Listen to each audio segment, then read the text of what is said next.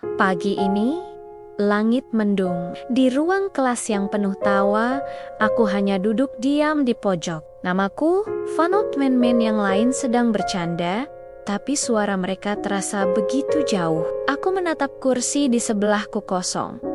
Kursi itu milik Sylphid. Sudah 3 minggu dia nggak masuk sekolah. Wali kelas bilang dia sakit. Tapi aku tahu yang sebenarnya. Sylphid didiagnosis kanker stadium akhir.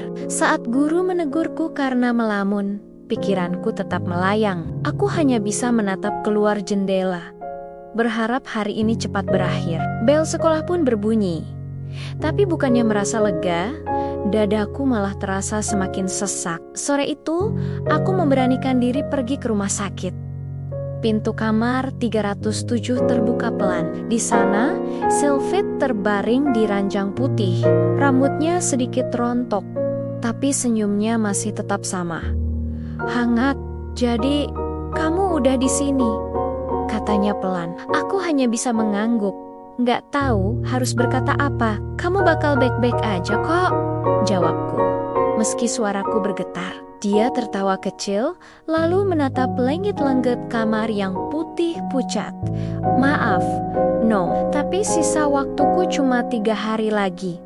3 hari. Kata-kata itu menancap begitu dalam, seolah waktu tiba-tiba berhenti berputar. Aku menggenggam tangannya yang dingin.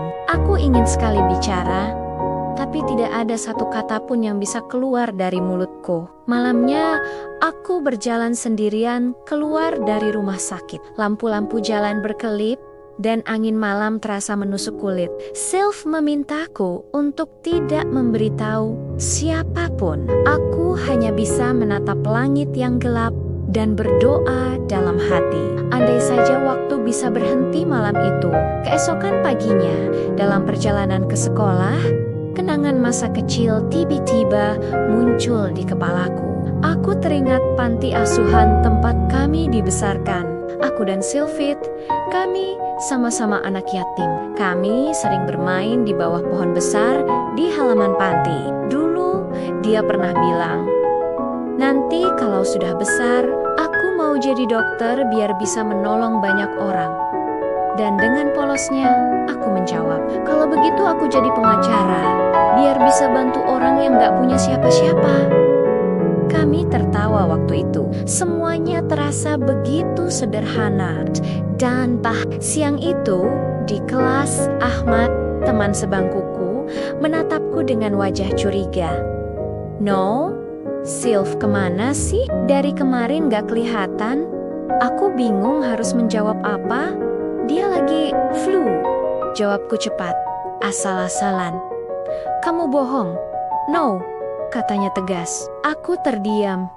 Akhirnya, aku tidak sanggup lagi menahannya. Aku menceritakan semuanya tentang penyakitnya, tentang sisa waktu 3 hari itu. Ahmad hanya menatapku lama, lalu menunduk dalam diam. Setelah itu, dia mengajak teman-teman sekelas berkumpul. Zena, si ketua kelas, berdiri di depan kami semua dan berkata dengan semangat, "Teman-teman, kita bikin kejutan buat Sylphid, festival kecil di sekolah." Setuju, dan tanpa diduga, semuanya langsung bersorak, "Setuju." Malam itu, kami semua berkumpul di sekolah, menyiapkan segalanya. Lampu-lampu kecil dipasang di lapangan. Sebuah banner besar bertuliskan, "Get well soon."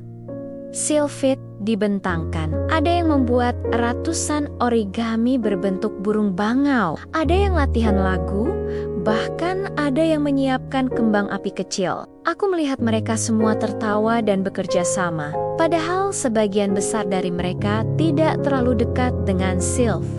Tapi malam itu, semua orang berusaha dengan sepenuh hati. Melihatnya, hatiku terasa hangat. Aku tahu, besok akan menjadi hari yang tidak akan pernah aku lupakan. Hari kejutan pun Tiba, kami menjemput Sylvie ke sekolah dengan matanya yang ditutup kain. Dia masih lemah, tapi wajahnya terlihat begitu cerah. Begitu kami sampai di lapangan, musik pelan mulai mengalun. Konfeti meledak di udara, lampu warna-warni menyala, dan semua orang bersorak. "Selamat datang kembali, Sylvie." Dia membuka matanya. Terkejut, air mata langsung jatuh di pipinya. "Kalian, semua ini buat aku," katanya dengan suara lirih. Zena tersenyum lembut. "Tentu saja, Sylvie. Kamu adalah keluarga kita." Aku berdiri di belakang kerumunan, hanya menatapnya dari jauh. Dia tertawa, lalu menangis, lalu tertawa lagi. Dan untuk pertama kalinya dalam waktu yang sangat lama, dia terlihat benar-benar bahagia. Malam itu, kami semua berkumpul di sekitar api unggun. Beberapa teman memainkan gitar, yang lain menari-nari kecil di bawah cahaya bintang. Aku duduk di samping Sylvie. Dia menatap langit yang jernih, lalu berkata pelan, "Indah ya, Nomor. Aku gak menyangka bisa melihat langit seindah ini lagi." Aku berusaha keras menahan air mata, tapi akhirnya gagal juga. Dia tertawa kecil melihatku. "Terima kasih untuk semuanya," katanya. Semua orang di sekitar kami terdiam. Lalu, satu persatu, kami semua mulai menangis. Tapi di tengah isak tangis itu, dia tersenyum. Senyum yang paling tulus yang pernah aku lihat sepanjang hidupku.